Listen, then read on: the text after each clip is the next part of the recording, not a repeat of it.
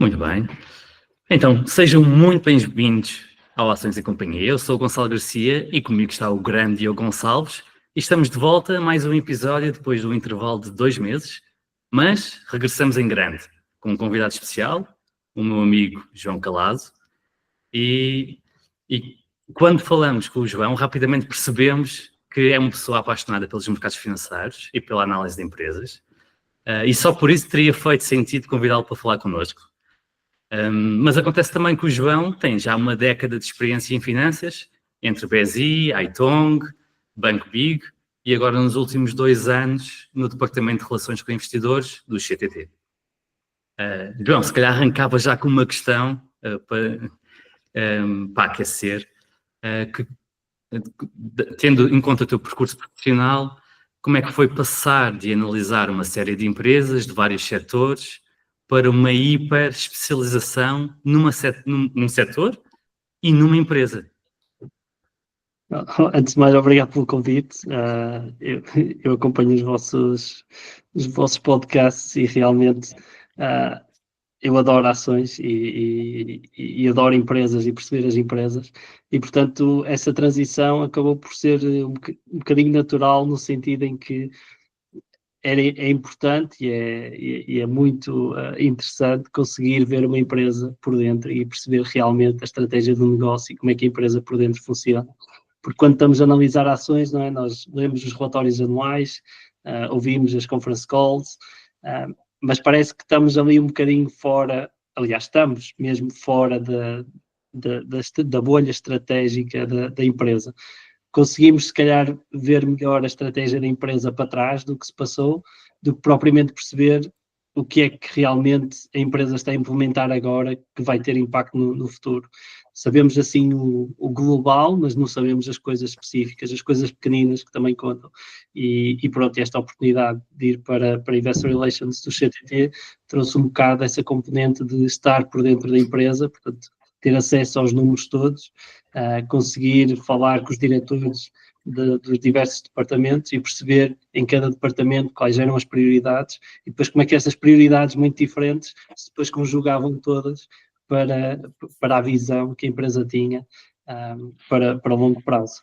O CTT não é, ou seja, isto não foi uma especialização assim tão grande, porque os CTT não são um único segmento, são na verdade 4 segmentos bastante diferentes, porque temos a área do correio, que é uma área de legacy, cujos volumes de correio têm vindo a diminuir e espera-se que continuem a diminuir, e logo no espectro contrário temos a área de expresso, de entrega de encomendas, que está a crescer bastante, porque lá está, as pessoas cada vez mais compram online e temos o aumento do e-commerce a surgir e, portanto, é uma área em crescimento, é uma área para o futuro.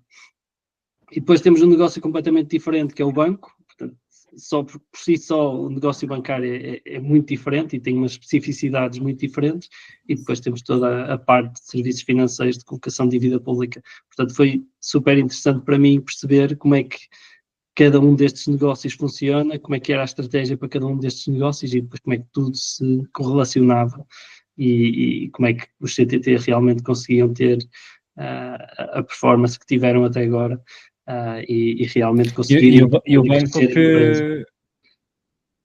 que nem sei se podes falar disto agora, né? Mas veio uns que há um possível spin-off, né? Aí na calha. Sim, lá está, eu não vou dizer nada que não tenha saído nas notícias, mas o que tem vindo a ser divulgado é que o banco, lá está, não é um negócio core do CTT e que, portanto, os CTT estão abertos a explorar possíveis vendas do banco, mantendo sempre um interesse, mantendo sempre uma posição no banco. E aliás, já concluíram também a parceria com a Generali, em que a Generali acabou por ficar com o capital do banco, com uma porcentagem do banco, e portanto é de facto uma das estratégias, é de reduzir a posição que o CTT tem no banco CTT. E João, continuas a analisar outras empresas para o teu portfólio pessoal, imagino eu, de que forma é que... Claro. Claro. E de que forma é que estando agora do lado de dentro de uma empresa, isso infere sobre a forma como tu analisas outras empresas que estás do lado de fora? Por acaso, houve uma grande mudança na forma como eu analisava as empresas, porque antes lá estava, ia aos relatórios anuais, olhava para as apresentações, mais ou menos, mas agora eu percebo a importância que as empresas dão à apresentação e ao tipo de discurso que usam nas conference calls. E, de facto, agora quando analiso uma empresa, passo muito mais tempo a ver a apresentação e como é que a apresentação mudou de um trimestre para o outro, de um ano para o outro, ou seja, o que é que eles querem focar agora versus o que focavam antes, e nas conference calls, como é que é o discurso versus os trimestres anteriores. De facto, claro que o relatório anual tem imensa informação e é sempre bom ver, mas de facto as empresas não perdem, gastam algum tempo a conseguir transmitir a mensagem correta aos investidores e conseguir transmitir através da apresentação e na conference call o que é que esperam para o negócio no futuro. E portanto, abriu-me um bocadinho os olhos nessa perspectiva de que realmente não posso passar a apresentação tipo, muito rapidamente, tenho que olhar ao detalhe e perceber realmente porque é que mudaram isso, porque é que agora estão a mostrar este gráfico e não mostram o outro, porque é que agora o foco é este, e porque acho que é mesmo propositado. Okay. Há um bocadinho à busca de informação que pode estar implícita nas diversas apresentações. Não é? Exatamente. Okay. E como tema para hoje, o que é que nos trazes? O tema para hoje, eu estou a ler agora o livro da NVIDIA, e que fala do percurso do Jensen Huang desde que fundou a empresa. E este tipo de livros sempre foram livros que me interessaram bastante, não só pela história, claro, de crescimento da empresa, da estratégia, como é que conseguiram lá chegar, mas pela parte de como é que o fundador, como é que os principais players, ou os principais intervenientes da empresa, geriam a própria empresa e como é que criavam a cultura da empresa e como é que essa cultura depois se refletia no negócio. E, portanto, o tema que trago hoje é um bocadinho isso, é se calhar 2 ou 3 exemplos de pessoas diferentes, completamente diferentes, e que se calhar, se não fossem daquela maneira, aquelas empresas não tinham tanto sucesso. Ou seja, parece que aquelas pessoas foram feitas para fazer aquele negócio. Espetáculo. E tu, Diogo, o que é que nos trazes? O meu tema é curtinho, como tem sido habitual também no último tempo, a ver se isto dá para os 3, mas basicamente venho falar da minha opinião sobre uma das novas políticas do Trump de implementar um fundo soberano para os Estados Unidos e do porquê que eu acho que isso é uma má ideia. Muito bem. E eu venho-vos falar da recorrência de que é ter retornos sobre o capital investido bastante altos. Há uma mítica em economia e finanças que uma das leis mais fortes é a reversão à média, mas parece que há um conjunto de empresas que consegue manter retornos bastante altos durante bastante tempo. E se tivermos tempo para chegar a este tópico, deixando o meu para o fim, mas se tivermos tempo analisamos, se não fica para o próximo episódio, e eu sugeria, Diogo, que tu arrancares e depois vamos ao João, e se tivermos tempo, vamos ao meu. Força. Então, eu posso começar, o meu até é curtinho.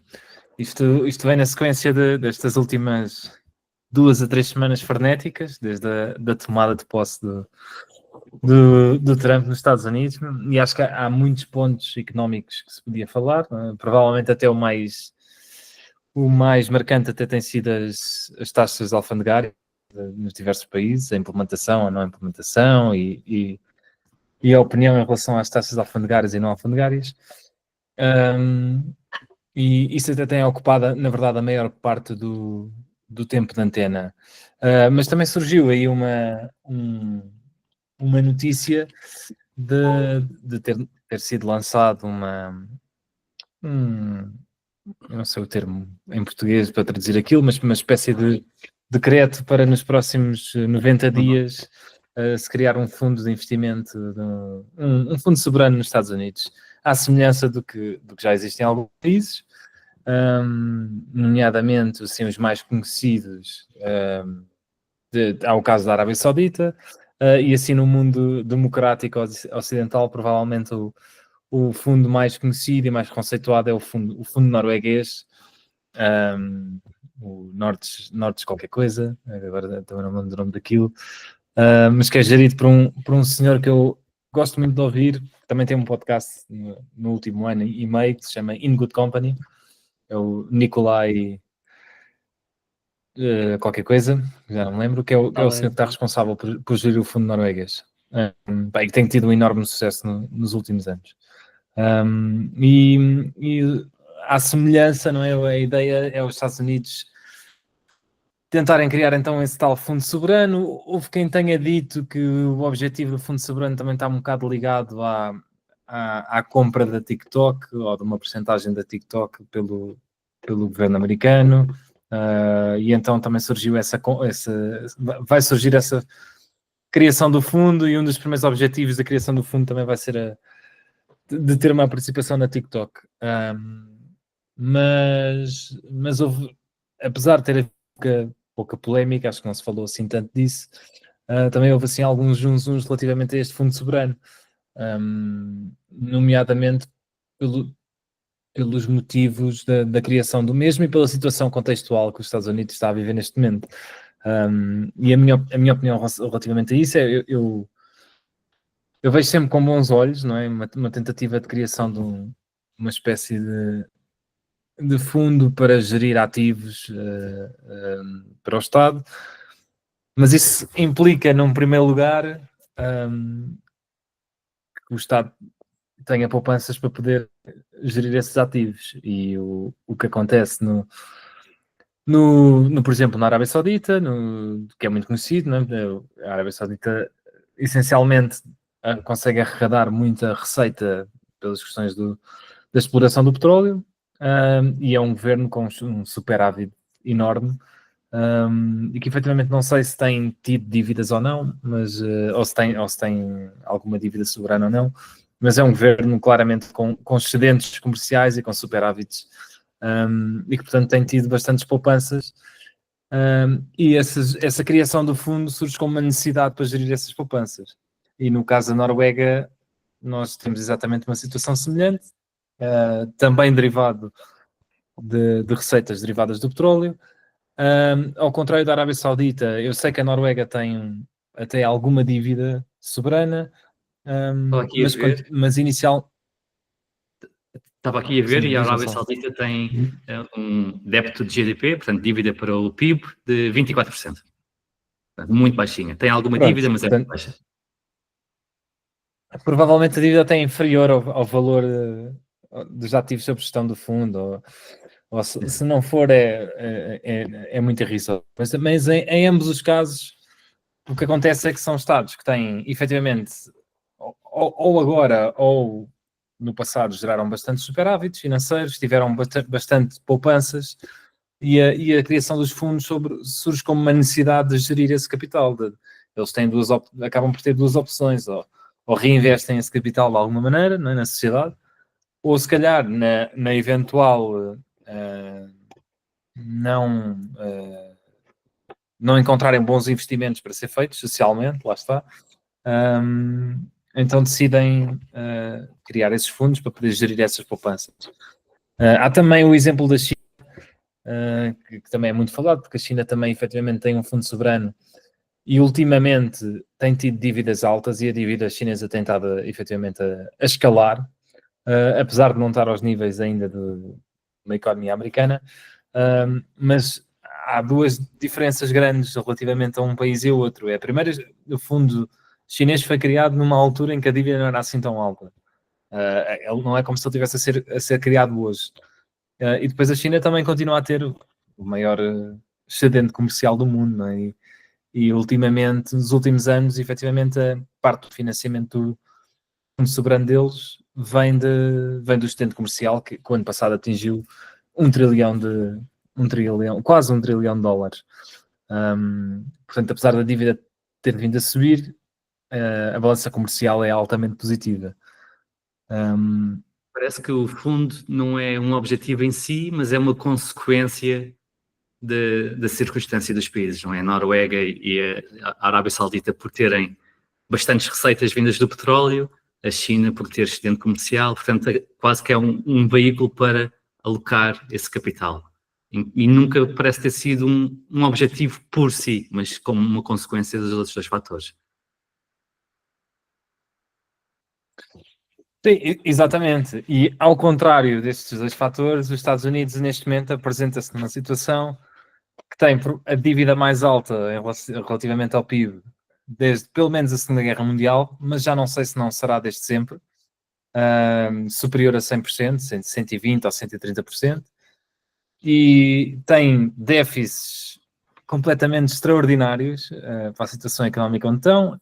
Este ano acho que a previsão é de um déficit de 6,5% relativamente ao PIB, o ano passado também foi nos 6%, portanto tem uma dívida altíssima, como essa dívida continua a crescer a uma velocidade espetacular, e portanto as duas e além desse déficit tem a balança comercial é altamente negativa, e também tem vindo a deteriorar desde 2008. Portanto, todas estas métricas não só implicam que os Estados Unidos neste momento não têm poupanças, mas têm uma dívida bastante elevada, os Estados Unidos, o governo americano, como todas estas métricas estão a piorar nos últimos anos.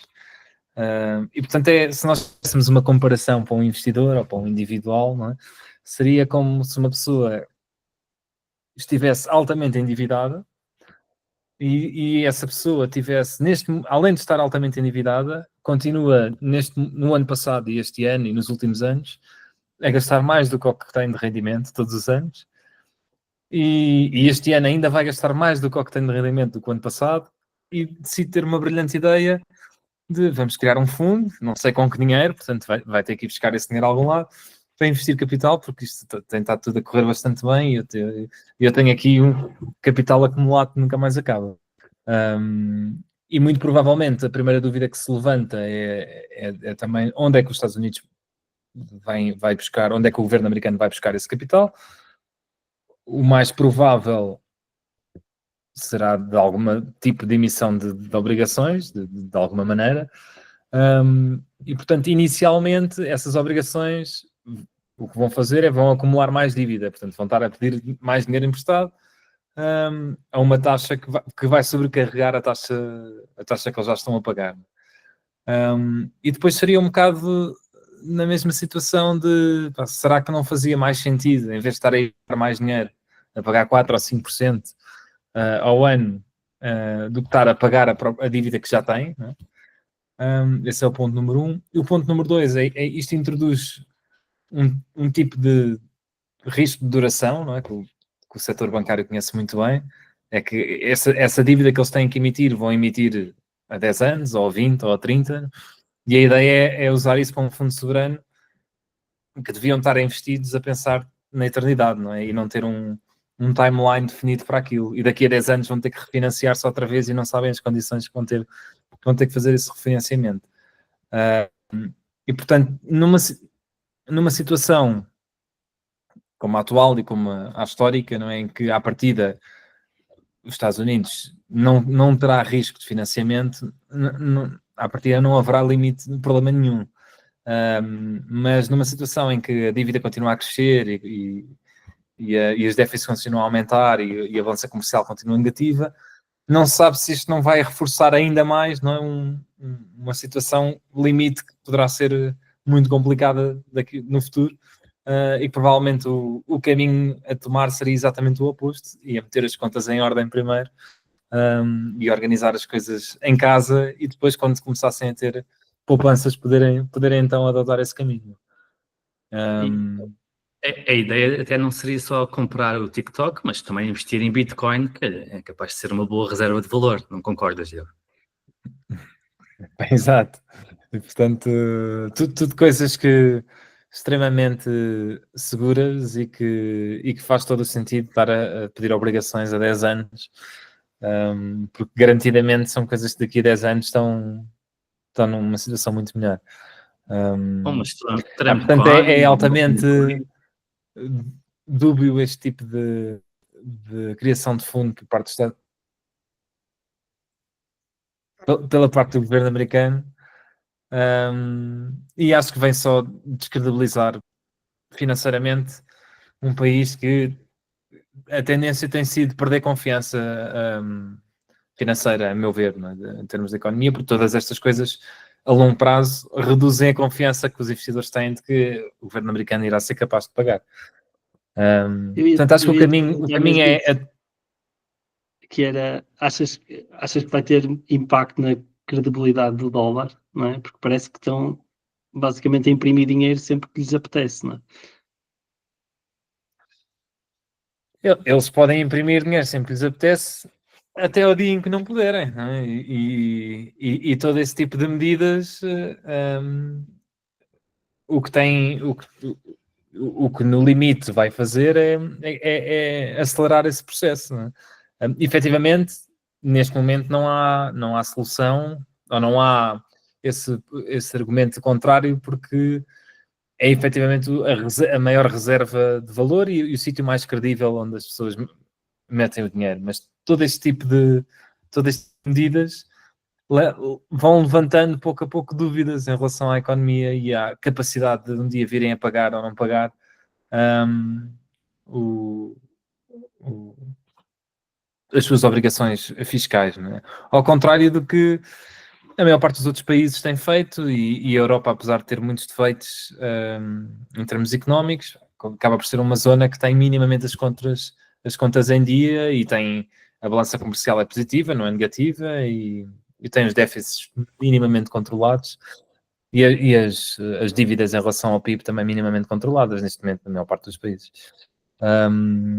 Portanto, até agora isso nunca se verificou, mas eu acredito que os Estados Unidos possam estar numa situação limite com estas coisas a piorarem.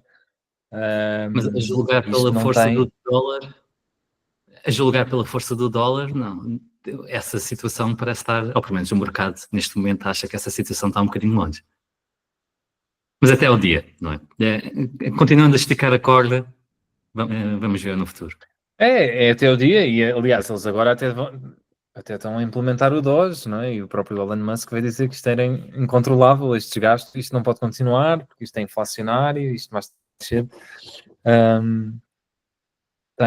Ou então podemos ter, lá está, é esse revés, o dólar, a desvalorização com a inflação do dólar, que também não se tem visto, mas podem começar a ter inflações muito altas. É outra maneira de as pessoas continuarem a querer pôr lá o dinheiro, mas com inflações ligeiramente mais altas. Agora são tudo coisas que levantam, que não me inspiram confiança e que levantam dúvidas à credibilidade financeira, a meu ver. Mas acho que não estou sozinho nisto. Mas para já, assim, ainda não há uma perda dessa credibilização, mas a haver também será primeiro lentamente e depois muito rápido, não é? Como se costuma dizer. Exato. Como é que uma empresa vai à falência? Lento, depois rápido. É um bocadinho por aí. Por outro lado, é certo que os Estados Unidos, em termos de finanças públicas, não têm grande credibilidade neste momento, até porque está com déficits excessivos e numa situação em que não há razão para ter déficits, não é? Então, a economia está bujante, mas o setor privado está fortíssimo e as empresas estão muito fortes, o consumidor está muito forte, a economia está muito pujante, e principalmente quando comparado com o resto do mundo, quando comparado com a Europa e com a China.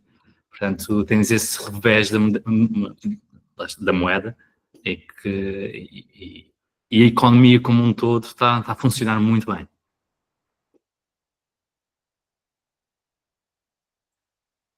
Estas coisas macroeconómicas não são fáceis, mas eu concordo perfeitamente contigo. É um bocadinho de tonto estar a pensar em criar um fundo de investimento quando tens dívidas por pagar, ou bastantes dívidas por pagar, é quando não consegues criar um excedente de capital. Sim, usando a metáfora, paga primeiro o carro, não é? e depois é que pensas em começar a investir. Não vale a pena andares a pagar juros de 7,5% ou 10% num carro, quando e ao mesmo tempo estás a tentar tirar 10% do mercado ou 7,5% do mercado. É isso mesmo. João, passamos para o teu tema? Ok, bora lá. Então, eu se calhar começo pelo Jensen Huang, da NVIDIA. E aqui vou começar até a falar um bocadinho dele e depois faço a relação com a NVIDIA, com o setor. Mas basicamente há uma característica muito única do Jensen Huang e da cultura da NVIDIA, que é eles não têm apresentações de PowerPoint nas reuniões. Eles têm um quadro branco e têm que, com uma caneta, explicar e desenhar a ideia que estão a ter. E isto tem tudo uma razão por trás, que é o Jensen Huang, primeiro não quer bullshit, não quer que as pessoas tentem dourar a pílula. O que ele quer é que a ideia seja simples, concisa e que toda a gente perceba. E, portanto, o quadro branco é perfeito para isso, porque tens de criar a ideia do zero e tens de conseguir, num quadro branco, não é em 20 slides, é num quadro branco, tens de conseguir explicar a ideia. E o outro objetivo é estimular a criatividade, porque a questão da ideia no quadro branco é que tu podes ter a melhor ideia, podes escrever lá a melhor ideia, mas depois vai ser apagada e vai ter que surgir uma nova. E é um bocado esta cultura que ele tenta impingir à empresa, que é: nós não podemos parar, nós não podemos ficar seguros porque tivemos uma muito boa ideia e agora acharmos que vamos dominar o mercado. No livro até ele explica um bocadinho que ele é um bocado obcecado com perder competitividade para o resto do mercado. Portanto, ele tem que estar sempre à frente do mercado, ele tem que estar sempre à frente dos competidores. E outra característica muito interessante dele é que a NVIDIA, portanto, só para explicar, a NVIDIA produz chips de gráficos, ok? Foi a NVIDIA que criou o GPU, no sentido, a palavra GPU, porque nem sequer existia antes GPU, existia o CPU e depois fazia-se os gráficos primeiro no CPU, mas pronto, a NVIDIA criou a palavra GPU e criou um software para programar no GPU, de forma a permitir que coisas que antes se faziam no CPU, portanto, o CPU é o chip principal do computador e que faz o processamento mais complexo, o GPU é capaz de fazer processamentos mais simples, mas tipo muito mais escaláveis. Portanto, fazer aqui o Diogo se calhar consegue-me ajudar muito melhor na parte técnica, mas Diogo, se eu disser alguma bacurada, corrige-me. Mas basicamente o GPU consegue fazer 1000 tarefas simples ao mesmo tempo e, portanto, é uma forma de operacionalizar, de fazer, de desenvolver software ou por exemplo, para os gráficos, é uma forma muito mais eficiente, porque de facto, quando estamos a jogar, por exemplo, um videojogo e o videojogo está constantemente a mudar para a direita ou para a esquerda, o videojogo tem que criar a imagem por trás, portanto, e cada pixel, cada imagem tem que ser o GPU a criar e, portanto, é uma coisa simples de se fazer, mas tem que ser feito muitas vezes e constantemente. E, portanto, o GPU, nesse aspecto, é mais eficiente do que usar o CPU do computador. E então, aqui... Assim, resumidamente... assim, resumidamente, epá, isto não é totalmente correto tecnicamente, mas os CPUs e a programação normal é dita linear, não é? E os GPUs permitem processamento em paralelo. E nós tivemos por exemplo, por isso é que uma das primeiras aplicações foi na parte gráfica, não é? Porque nós tivemos um ecrã no fundo, aqueles são muitos, são pixels, não é? São milhares de pixels em matriz, e nós podemos, aqui há um quadrado, nós podemos simplesmente dividir esse quadrado em 1000 quadrados mais pequenos e estar a fazer as mesmas operações em paralelo, vezes para cada um desses 1000 quadrados. E assim poupamos imenso tempo. Exatamente. E portanto, aqui, o que é que era importante? Ele criou este software e esta maneira de programar especificamente para os videojogos, não é? E o GPU era usado principalmente para os videojogos no início.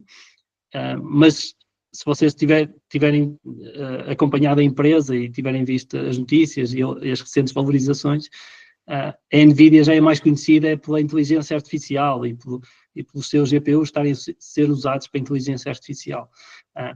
E isto vem muito de uma coisa que o Jensen já fazia há muito tempo, que é, ele acha que ele não vai conseguir ver qual é que vai ser a oportunidade de mercado que a NVIDIA se tem que direcionar, e, portanto, o que ele quer é estar presente em quase todas as oportunidades de mercado. Portanto, se ele vir que há uma oportunidade nos videojogos, ele quer começar a desenvolver ou ter uma equipa preocupada com desenvolver os GPUs e o software para os videojogos. Se ele vê que agora apareceu a Bitcoin, há uns anos apareceu a Bitcoin, não é? E que os GPUs podiam ser usados, ele quer otimizar software para Bitcoins.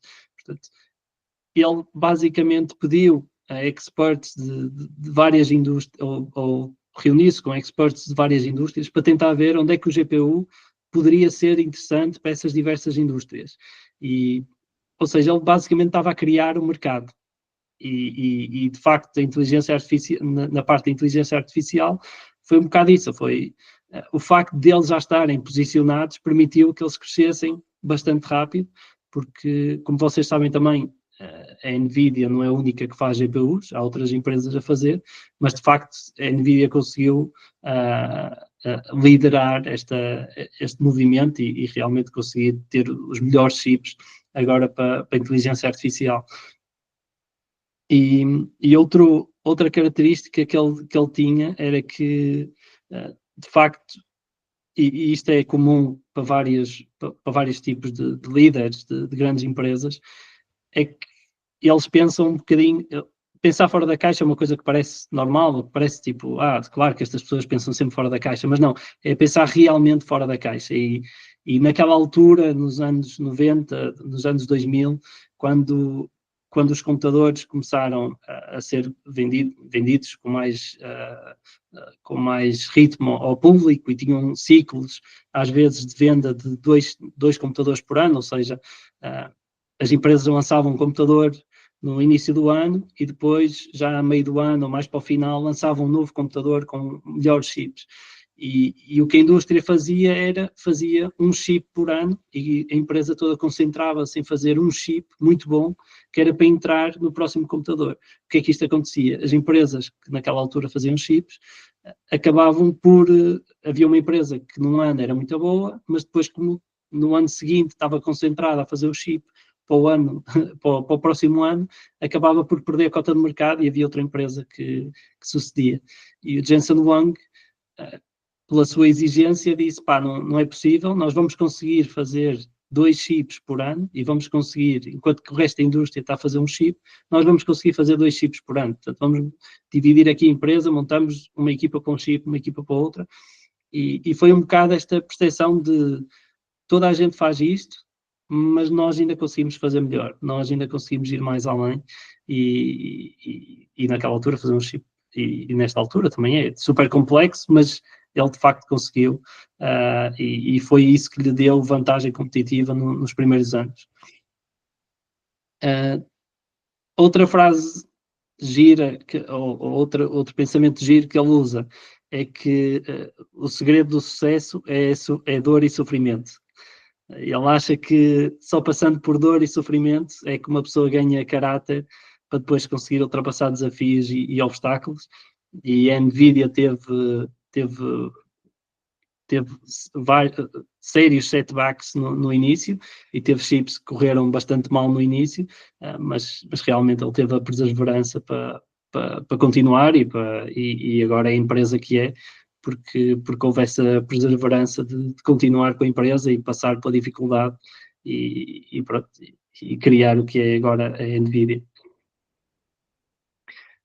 E também, em relação ao pensamento fora da caixa, também foi das primeiras empresas a subcontratar a manufatura do chip, não é? Porque serviu-se muito de focar-se no desenho, depois deixar empresas como a TSMC fazer o chip em si.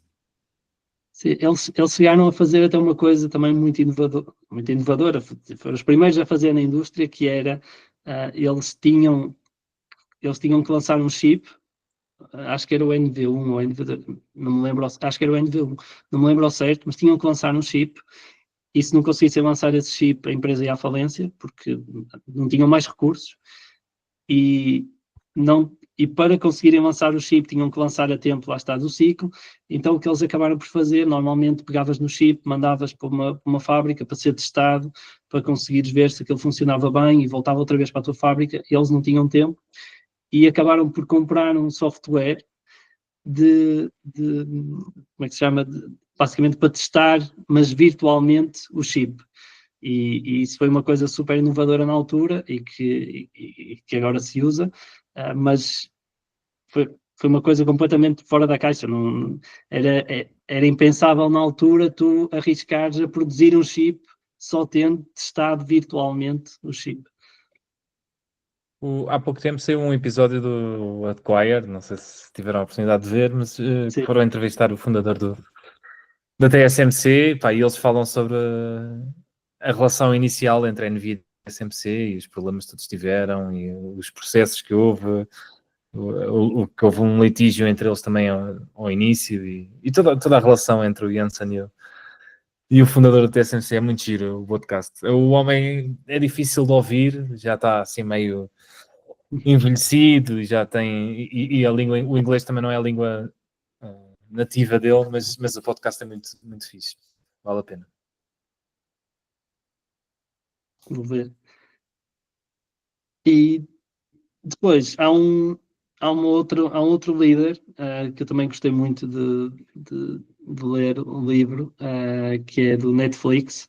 O livro chama-se No Rules Rules e é um bocadinho, também tem a característica comum, é a inovação, mas a forma como inova é um bocadinho diferente.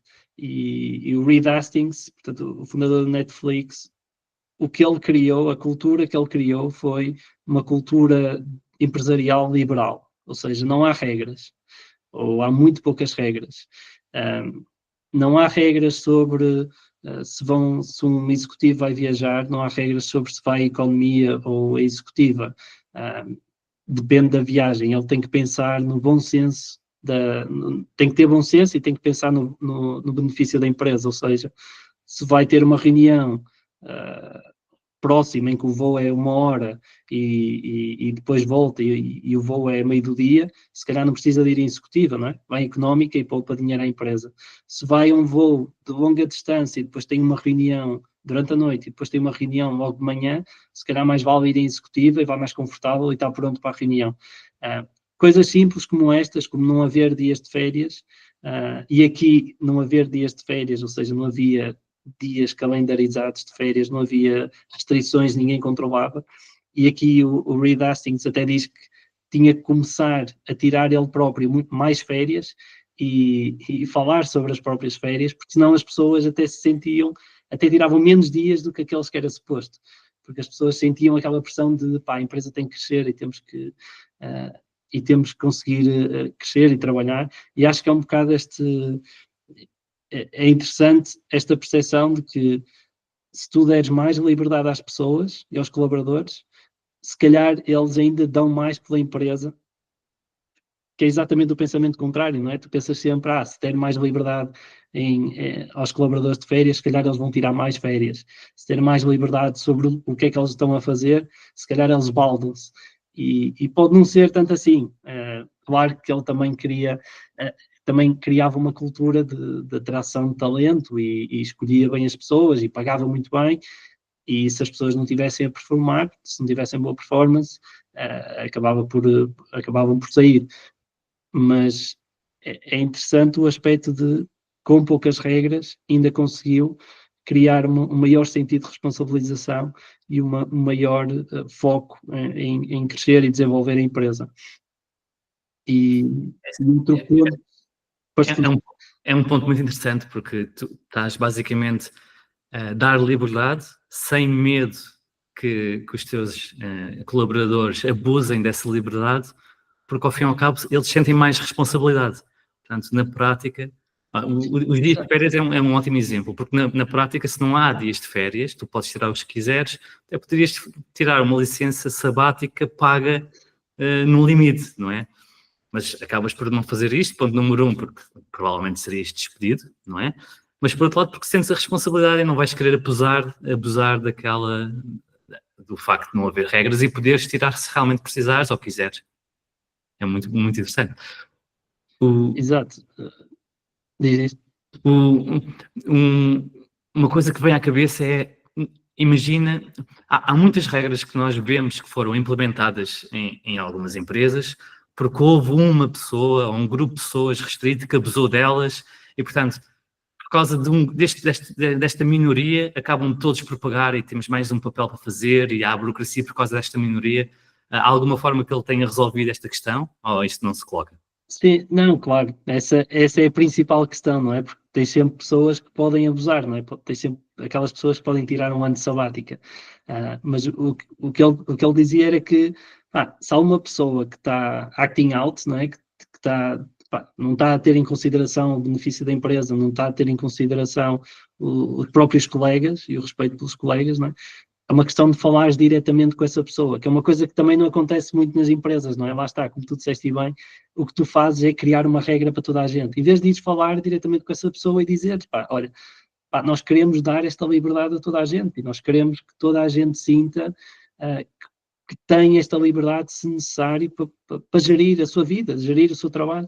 E, portanto, nós não vamos criar uma regra para todos, nós vamos-te avisar e vamos-te dizer, estás a abusar um bocado. Se continuares a abusar, pronto, eventualmente não vais ter lugar aqui porque pronto, não te enquadras na cultura que temos. Mas lá está, era ir ponto a ponto e não criar uma regra para toda a gente. O que ele dizia também a brincar era que ele não tinha dress code, não é? E nunca ninguém lhe apareceu lá no escritório. Portanto, é uma questão de... É mesmo isso, é dar liberdade às pessoas e com mais liberdade as pessoas também sentem mais responsabilidade. E quando sentem mais responsabilidade, dão mais um litro e trabalham pela empresa. Falta aqui um ponto crucial também, que é uma cultura muito intensiva de feedback, que é... não é só o feedback, tipo, chegamos ao final do ano, vamos falar todos e vamos fazer a avaliação, era constante feedback, e feedback sempre com o ponto de vamos melhorar, não é o ponto de vou-te deitar abaixo, é o ponto de vamos melhorar, mas também saberes que o feedback te responsabiliza a ti, ou seja, se tu estás a ver no teu departamento ou noutro departamento algo que achas que vai correr mal, tu não vais esperar que a coisa corra mal para depois dizer, eu bem parecia que isto ia correr mal, eu bem parecia que não estavas a fazer bem a coisa. Não. Tu tens que dar esse feedback, porque no final, se a coisa correr mal e te perguntarem, mas tu conseguias ver isto, tu viste, estavas neste projeto, tu conseguiste ver o plano, porque é que não disseste nada, não te pareceu que a coisa não estava bem encaminhada? Tu tens a responsabilidade e tinhas a responsabilidade de dar o feedback e de dizer realmente se achavas que aquilo ia funcionar ou não. E acho que esta cultura de, seres liberal, tudo bem, dar responsabilidade às pessoas, mas ao mesmo tempo responsabilizá-las umas às outras, ou seja, criar o sentido de eu sou responsável não só por mim, mas também pelas outras pessoas, acabou por funcionar muito bem no Netflix, no sentido em que eles passaram de ser uma empresa que só vendia DVDs por correio para uma empresa de streaming, que é um negócio completamente diferente. Portanto, um negócio era completamente retalho, não é? Pegares num DVD, enviares por correio, para um negócio em que é tudo digital e serem os primeiros. Portanto, tinhas empresas como a Disney, que tinham canais de televisão, que tinham, e que não começaram a fazer streaming, e eles começaram, e acho que parte desta inovação veio porque realmente tinhas esta responsabilização na empresa e tinhas esta constante preocupação de inovar e de arriscar e de fazer coisas novas. Não só não faziam streaming, como até licenciaram os seus próprios conteúdos à Netflix. Portanto, Exato. alimentar o competidor. Exatamente. Isso o no rules da Netflix também se nota em outras coisas mais subtis enquanto consumidor. O facto de uma temporada sair logo no dia 1. Sair a temporada inteira, os 12 episódios de uma temporada, sair logo ao início, foi uma coisa que nunca se tinha visto até a Netflix. Havia sempre aquele conceito de agarrar o espectador semana após semana e fazê-lo esperar pelo episódio, e a Netflix, no rules, pronto, tens a temporada toda, dia 1. Exatamente. E outro exemplo é o quanto eles estão dispostos a gastar numa season, num projeto, e que completamente elevaram os padrões do que é aceitável gastar num TV show. E, portanto, mais uma vez, no rules, e a TV tem corrido lindamente. Mesmo. E se calhar por último, ou por últimos, falava aqui de duas pessoas bastante conhecidas, o Jeff Bezos e o Elon Musk, mas muito rapidamente, só para falar das características únicas deles que realmente tiveram impacto nas próprias empresas. E acho que no Jeff Bezos a principal era a satisfação do cliente. Eu não sei se já ouviram esta história, mas o Jeff Bezos nas reuniões costumava ter uma cadeira vazia que era para dizer ali está sentado o cliente. Portanto, ele vai ouvir a nossa conversa e nós temos que ter atenção que o cliente está aqui a ouvir-nos e, portanto, temos que pensar sempre, todas as decisões que tomamos é com base no cliente estar aqui e ter interesse e conseguimos satisfazer o cliente. E outra característica única dele era ter memos escritos à mão antes das reuniões, também para ser muito mais produtivo. Portanto, toda a gente tinha que escrever o que queria dizer na reunião e passavam os primeiros 10 minutos a ler o que os outros tinham escrito, para depois conseguirem realmente debater, para não ser uma questão de estarem a perder tempo ali a passar ideias e a tentar vender o seu peixe. Era ponto por ponto, diz o que pretendes dizer, e depois no final resumimos tudo e debatemos os pontos em que temos divergência. Por acaso ouvi a entrevista em que ele referiu os memos, e é interessante que, em primeiro lugar, que é parecido, neste caso é parecido à Netflix, à Nvidia, que também tem uma cultura de 100 slides. E a parte e depois ele estava a explicar porque é que realmente perdiam os 10 minutos ou os 15 minutos, o que fosse necessário para ler ao início, é que, como acontece na escola, nem toda a gente faz o TPC. Portanto, não pode esperar que as pessoas leiam todas antes de ir para a reunião. Portanto, Exato. Na reunião vai tudo ler, e assim garantes que toda a gente começa em pé da igualdade e que realmente vai haver uma discussão produtiva. Exatamente. E aqui o Bezos também tem a característica que é comum a muitos líderes, que é o pensamento de longo prazo, e isso via-se quando ele já dizia, antes sequer de criar a Amazon, portanto, quando ainda estava na DiShow, ele já dizia que queria criar uma loja online em que se pudesse vender de tudo. Ele começou pelos livros, mas ele já tinha esse pensamento de que queria vender tudo. Portanto, não foi... Ele não começou pelos livros porque era mais lucrativo e depois preocupou-se com o lucro e preocupou-se com a prestação. Ele era sempre preocupado em queremos satisfazer o cliente e queremos no futuro ter uma loja que tenha tudo o que o cliente precisa. E, portanto, no livro também fala um bocadinho disso, de quando foi a bolha das dot-coms e a ação da Amazon caiu bastante, e ele a falar com os colaboradores e a dizer, nós não éramos melhores quando a ação estava muito acima, também não somos piores quando a ação agora está aqui em níveis mínimos. Nós vamos continuar a trilhar o nosso caminho, sabemos o que é que queremos ser no longo prazo, e é esse o foco, e é manter esse foco. E por último, um foco que ele tinha bastante bem vinculado era o foco naquilo que não muda. O mundo está em constante mudança, mas se nos focarmos no que não muda, realmente conseguimos fazer a diferença. E o que não mudava na cabeça dele, ou que não muda na cabeça dele, que é factualmente verdade, é a preferência pelo consumidor em comprar o mais barato, ao comprar ao preço mais baixo. Lá está, não é mais barato, mas ao comprar aquele produto ao preço mais baixo. Portanto, se a empresa estiver toda direcionada para oferecer os preços mais baixos aos consumidores, vai vencer. Exatamente. Era o preço mais baixo, era o mais rápido possível. Não é? Nunca vais ouvir dizer. Conveniência é o preço mais baixo. Adorava que esta encomenda demorasse mais 2 dias a chegar. Não é? Exato. É.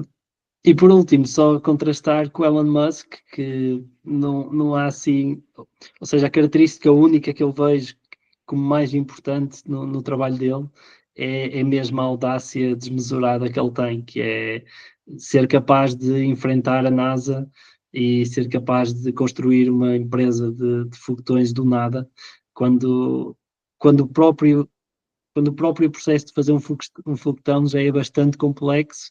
Ele ainda achar que, para além de conseguir fazer um foguetão e conseguir mandá-lo para o espaço, ainda consegue competir com empresas que estão a fazer isto há décadas e que têm recursos muito muito maiores do que ele tinha.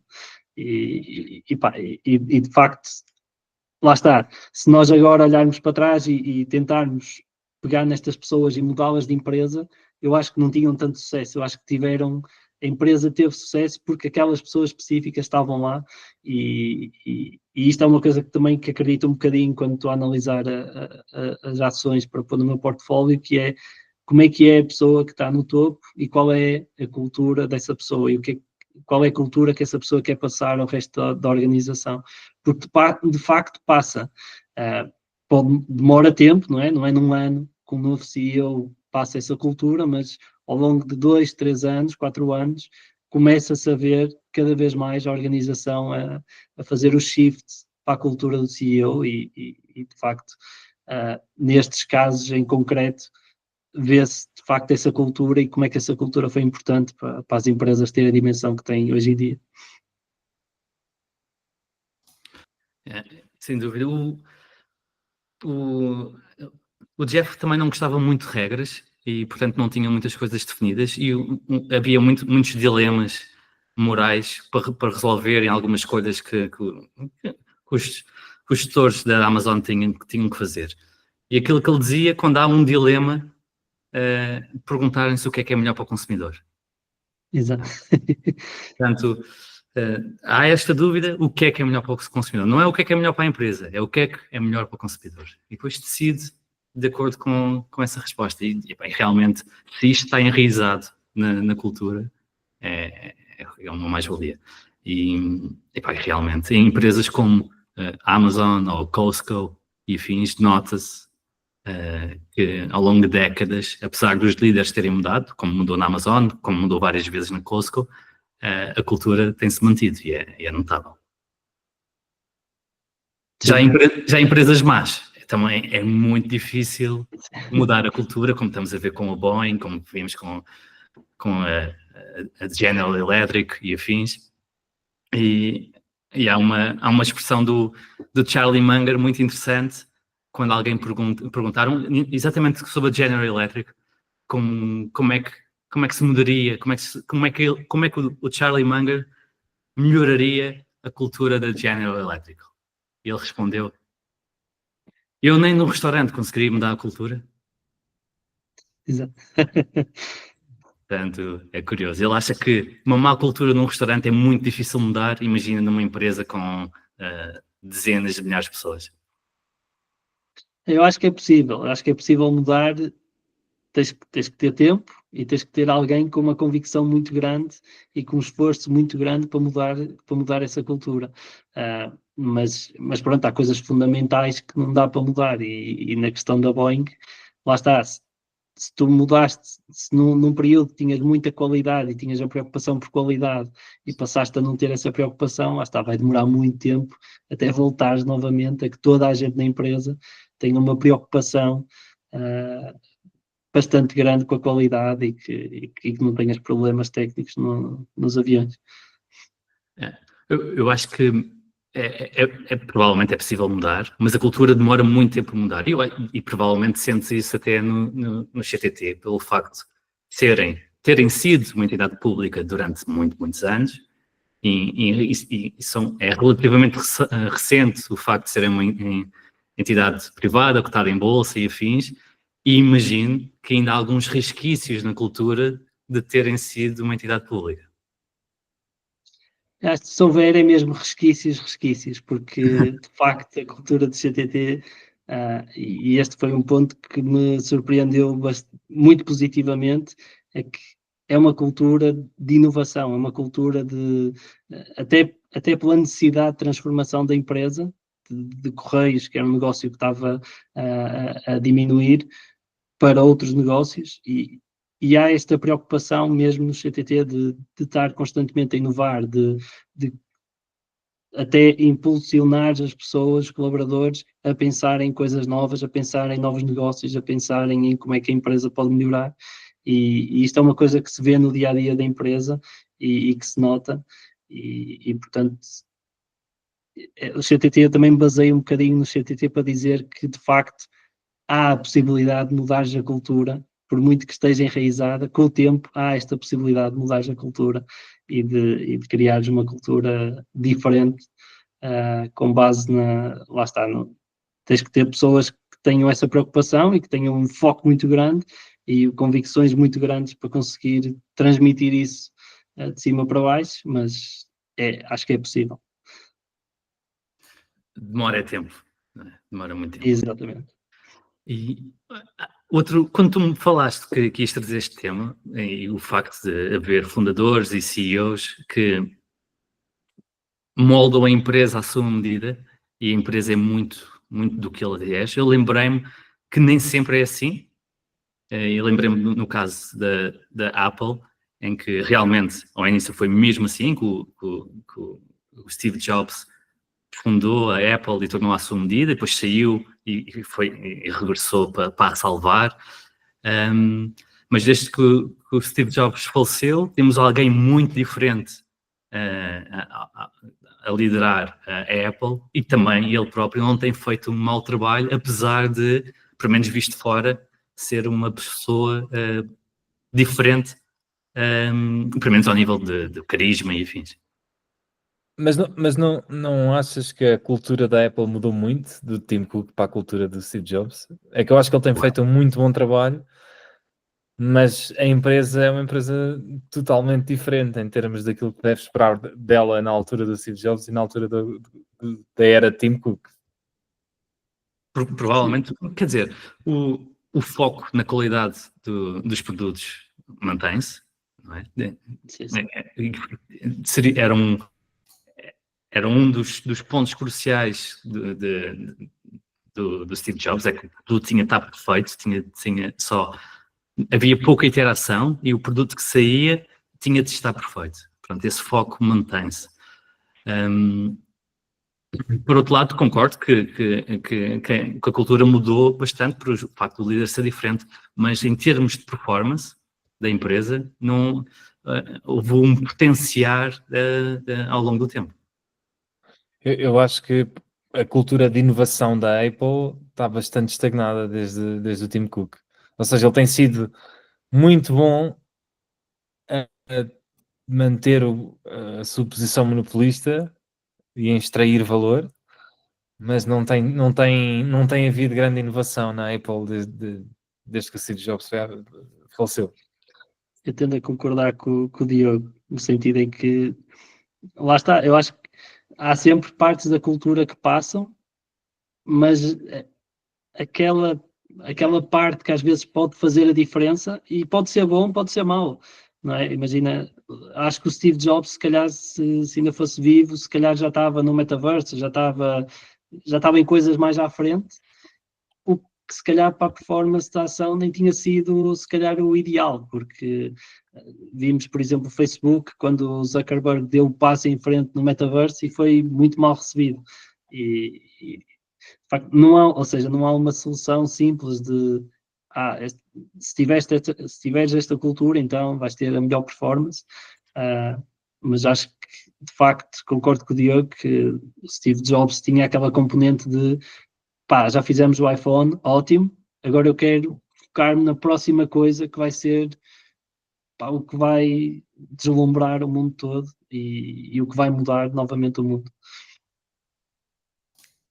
Exato, é um bom contraponto, é verdade, a cultura mudou bastante nesse aspecto e é algo que nota-se agora também. As empresas, as Big Tech anunciaram os seus planos CAPEX para o próximo ano, e é tudo valores incrivelmente altos. Estava a ver aqui se encontrava o... Exatamente, tem aqui. A Amazon, 100 bis para 2025. A Alphabet, 75 bis para 2025. Microsoft, 80 bis. Meta, 65 bis. E a Apple, cerca de 15 a 16. Portanto, é uma ordem de grandeza completamente diferente em termos de investimento. Aquilo é uma cash cow, fazem dinheiro à séria, mas estão a investir muito, muito menos e continuam a ser com receitas bastante com dimensão bastante equiparável a essas empresas, se não maior. E por outro lado tem um foco diferente e não precisam estar na vanguarda da próxima grande coisa. E provavelmente com o Steve Jobs seria algo completamente diferente, não? Seria muito estranho ter alguém com a postura do Steve Jobs e a tentar e estar nesta onda visto a ver por fora e só a aproveitar como sendo o device que está com o consumidor e a não estar a potenciar a onda de... Sim, no sentido que mais ou menos todas as Big Tech, à exceção da Apple, têm neste momento negócios internos em franco crescimento. Não só têm os negócios core, não é? O clássico deles que continua a funcionar muito bem, mas todas elas têm várias apostas de negócios lá dentro a crescer bastante. Nem que seja a parte da cloud, não é?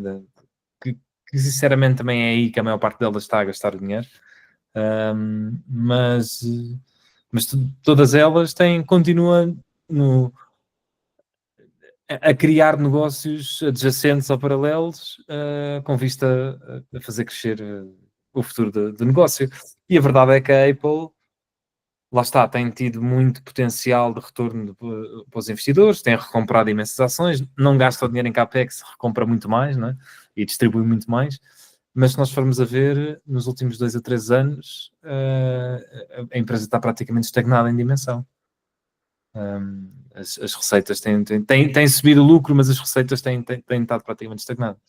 E não há, pelo menos assim à vista, nenhum caminho de potencial crescimento. Não é? Na parte do AI não estão metidos em lado nenhum, na parte da cloud também não se meteram, na parte tentativa de realidade virtual, mas que até agora tem sido um flop de todos os lados. Não é? Não há assim muito... A parte tem crescido... A parte tem crescido bastante, tem sido o que eles chamam o segmento dos serviços, portanto, da Apple Store e toda essa componente. Sim.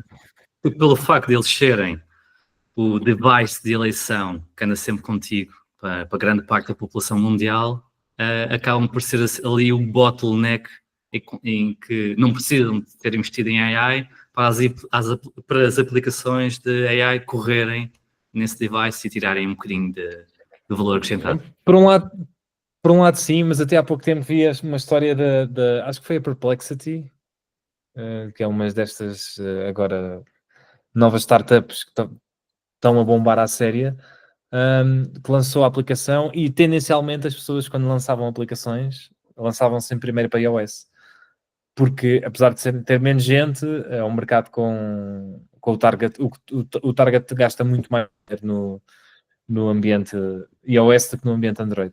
E a Perplexity lançou pela primeira vez a aplicação exclusivamente em Android e depois eventualmente vai lançar em iOS. Mas esse shift até de vamos fazer primeiro para Android e não vamos fazer para iOS, numa coisa que está ligada ao mundo da AI, não sei se não pode vir a ser detrimental. E pronto, isto depois também vai depender muito, não é, de todo este caminho, se isto vai ser open source, não vai ser open source, não é? Open source é benéfico, também seria benéfico para a Apple, mas sim, eu acho que para mim a principal preocupação, se eu tivesse investido na Apple, seria não haver focos de crescimento. E todas as outras têm. Todas as outras eu consigo olhar e dizer, provavelmente no próximo ano ou nos próximos 2 anos vão continuar a crescer Não sei se a 10, a 15 ou 20, ou assim, mas vão continuar a crescer. Ou vejo maneira para onde podem crescer. Eu acrescentaria que um dos principais riscos na Apple é não controlar o próximo device de eleição. A cena que for a seguir ao iPhone. E pronto, e lá está. Isso explica também muito da aposta da Meta, Facebook, em tentar desenvolver o óculos. Porque se o óculos pega, é um device da próxima geração.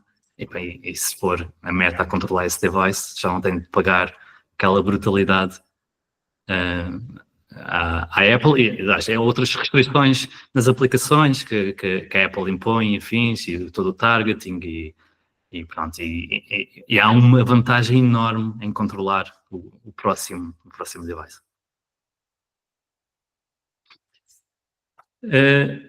Dito isto, se calhar ainda temos tempo. O meu tema é rápido. Se vocês tiverem 5, 10 minutos, podemos ir ao meu tema. Olha, Se não, para a semana. eu vou tentar, mas há a forte possibilidade de a meio entrar aí imensa gente aqui em casa. Mas pronto, mas vamos tentar. Boa. Estás à espera aí de uma house party de final de dia? Mais ou menos, hoje não houve après-ski, não é? Eu estou neste momento numa estância de ski até a final de semana, mas estou a dividir aqui casa com uma comunidade de polacos e, portanto, entretanto eles viram todos, mas vão de voltar. Por Okay. isso... Eu vou tentar ser rapidinho. E vamos experimentar partilhar aqui o ecrã.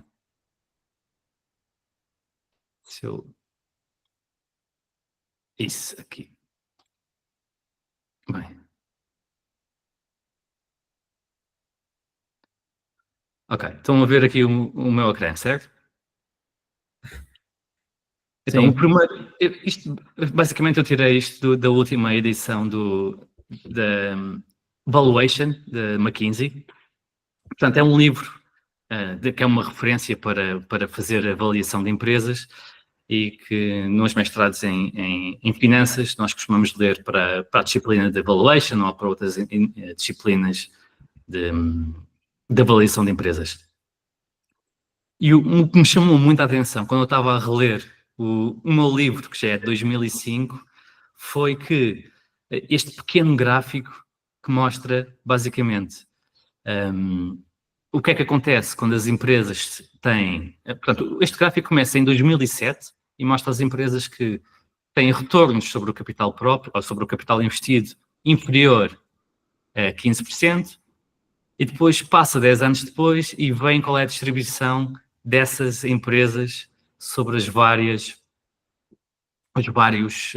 retornos sobre o capital investido. Portanto, quando tem menos do que 15%, há uma persistência muito grande, portanto, 74% destas empresas mantêm-se abaixo dos 15% e só algumas conseguem ir para retornos de capital investido superiores. E o que eu achei mais interessante, quando estava a ler o meu livro de 2005, é esta última linha que me depois levou a realmente procurar a versão mais atual, e a mais atual é 2020 e que tem resultados desde 2000, pegando empresas em 2007 e vendo como é que elas estavam-se a comportar em 2017. E esta linha é muito interessante porque quando olhamos para as empresas que têm retornos sobre o capital investido superiores a 25%, portanto, muito alto, portanto, claramente acima do custo de capital de qualquer empresa, estas empresas mantêm-se, sobretudo, acima desses 25%. Portanto, há aqui 70% das empresas conseguem-se, passado uma década, ainda manter acima dos 25%. O que claramente rompe com aquela ideia que há uma reversão à média, uma reversão ao custo do capital, porque se os segmentos fossem, de facto, competitivos, as empresas, entravam mais empresas e aumentava a competição e o retorno que essas empresas tinham ia convergir para o seu custo de capital. E isto não acontece para algumas empresas. Uma coisa interessante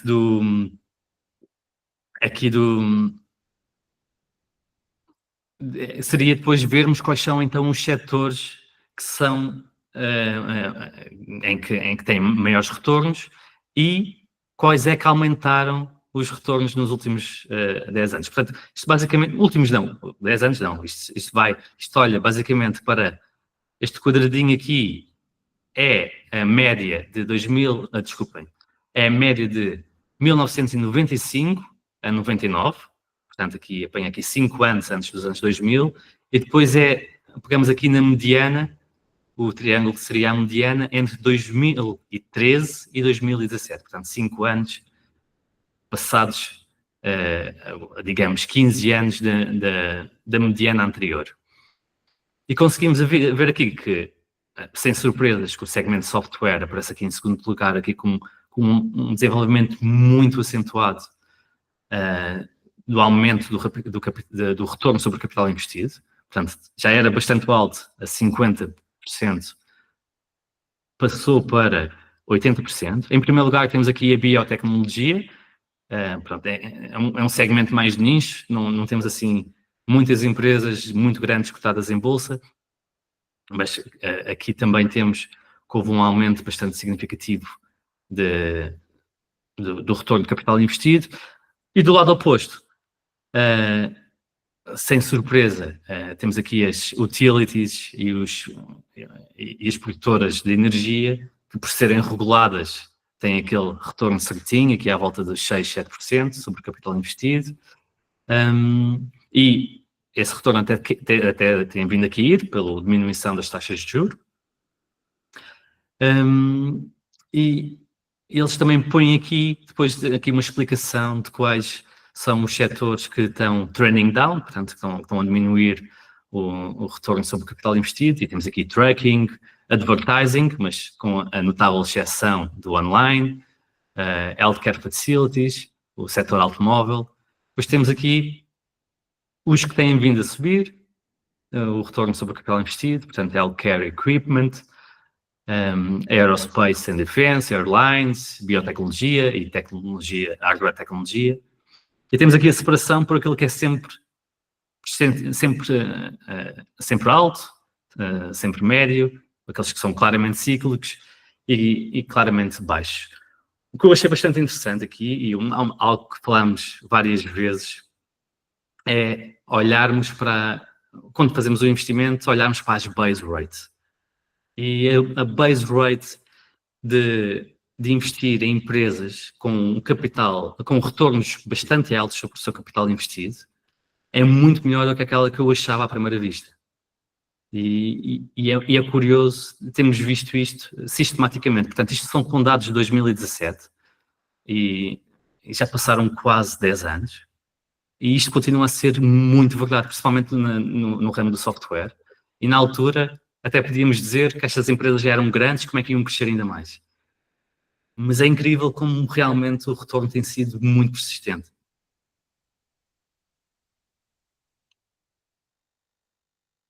É verdade, é a magia de vender software versus vender coisas físicas ou mesmo hardware.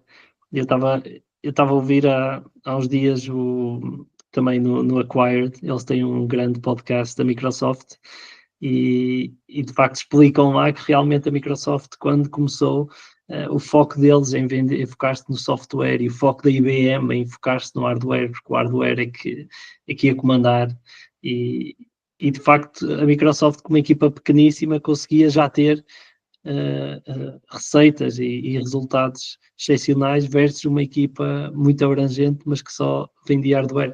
E lá está, esta história parece que eu senti, quando trabalhava mais em mercados financeiros, sentia muito esse desdém para as tecnológicas do tipo, já subiram muito, então já estão muito caras, já cresceram muito, é impossível continuarem a crescer.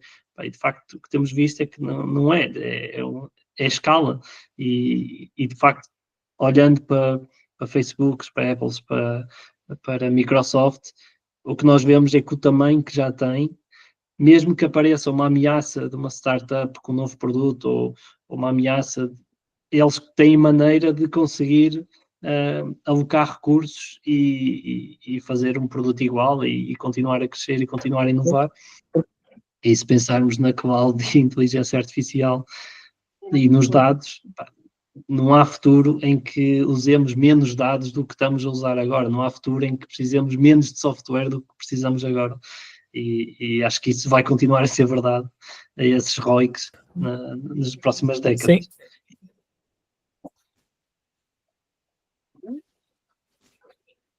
Eu acho que tem havido, nos últimos 20 ou 30 anos, umas tendências também que essa época não teriam acontecido, não é? Porque antigamente essa reversion to the mean acontecia bastante, porque os mercados não eram mais fechados, ainda não tinha havido o começo da globalização a sério, não tinha havido o surgimento da internet, não tinha havido aqui uma data de fatores, todos eles contribuem para as empresas, no momento em que estão a crescer, em vez de haver uma reversion to the mean, não, a globalização implica que esse crescimento tem mais tempo tem mais rampa, não é, para continuar a crescer. Os mercados de internet também são, ou digitais, também são maioritariamente winner takes it all, e portanto as empresas que estão a ganhar também continuam a aumentar o seu moat e a continuar a estar competitivas e em primeiro lugar. E, portanto, houve uma data de tendências que estatisticamente não se conseguiam ver, a meu ver, porque não tinha acontecido desta maneira, que nos últimos 20 a 30 anos aconteceram. E por isso é que eu acho que a maior parte das pessoas, olhando para os números, pensava isto vai ter que reverter, vai ter que parar, ou isto não consegue... não consegue continuar a ter força para continuar. E a verdade é que continuou, mas 5, 10, e mesmo hoje, não é? Lá está estas, agora chamam-lhe Mac 5 ou Mac 7, continuam a crescer, e pelo menos em termos de lucro, continuam a crescer mais do que a média do mercado, se tirares estas empresas. Uma coisa muito interessante, olhando só para estas 4 empresas, Amazon, Alphabet, Microsoft e Meta, é que o CAPEX combinado para o próximo ano supera os 30 bis, que era mais ou menos o montante que o Buffett tinha investido em public equities há um ano atrás. E era um montante que ele dizia que era muito difícil aplicar. Portanto, que já não tinha retornos à escala para aplicar a retornos aceitáveis.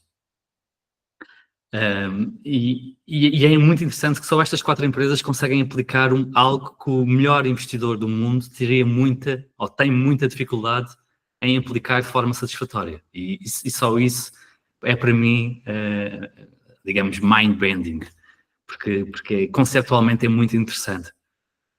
E mostra a escala destas empresas atualmente. E sendo que essas empresas também não são tão rigorosas como é o Warren Buffett na escolha dos investimentos, né? Ou seja, eles sabem que vai haver uma grande parte desses bis que não vão dar em nada, mas é como o Jensen Huang dizia, tu tens que estar preparado para quando a oportunidade, ele usava a metáfora de apanhar a maçã quando ela está a cair da árvore. Tu tens que estar pertinho da árvore para quando a maçã cair, tu conseguires apanhar. Se estiveres longe da árvore, vai haver alguém que vai chegar lá primeiro e que te vai apanhar a tua maçã. E se calhar é um bocado isso. Se calhar esses bis todos, uma parte é um bocado de desperdício, entre aspas, e não vai ter um grande retorno, mas a parte que tiver retorno, realmente, vai permitir atingir esses ROICs espetaculares, como tinhas demonstrado aí. Sim, sim. Sem dúvida que são formas de investir completamente diferentes, não é? Mas eu acho que, em termos de ordem de grandeza, é muito interessante comparar. Porque, mesmo olhando para a Berkshire agora, é capaz de ter 300 bis em cash para investir nos próximos anos. Estas empresas vão investir 300 bis num ano, que é este ano, em 2025. Não é?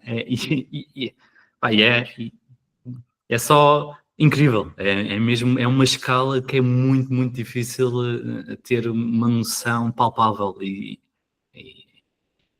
portanto, é uma realidade que, como o Diogo estava a dizer, que é muito diferente na altura em que realmente havia reversão à média bastante acentuada. E estas empresas, pelo seu negócio, parecem não sofrer. Não quer isto dizer que uma ou outra não sejam bem sucedidas no futuro. Muito provavelmente Tipo, estas empresas não são eternas e não vai correr sempre bem. Mas até ver, elas desafiam a reversão à média de uma forma estonteante. Mesmo. Meus caros, olha, João, o nosso muito obrigado por teres participado. Eu gostei muito de ter, foi espetacular discutir estes temas contigo. Nós costumamos encontrar-nos ocasionalmente e é sempre bom conversar contigo, mas fazê-lo aqui neste fórum sinto um carinho especial em fazê-lo contigo. Portanto, muito obrigado por teres vindo. E Diogo. Obrigado eu pelo convite. E Diogo, aproveita o teu after ski. Da minha parte, olha. Sim, olha, da minha parte é a mesma coisa. Muito obrigado por teres vindo e, pá, e por mim, estamos sempre abertos a receber-te outra vez. Obrigado. É super interessante. Obrigado. Um grande abraço, pessoal. O resto do bom domingo. Abraço.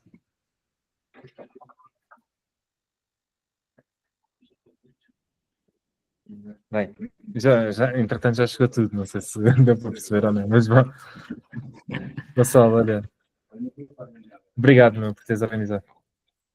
Nada, meu caro, aproveita aí a malta. Um abraço.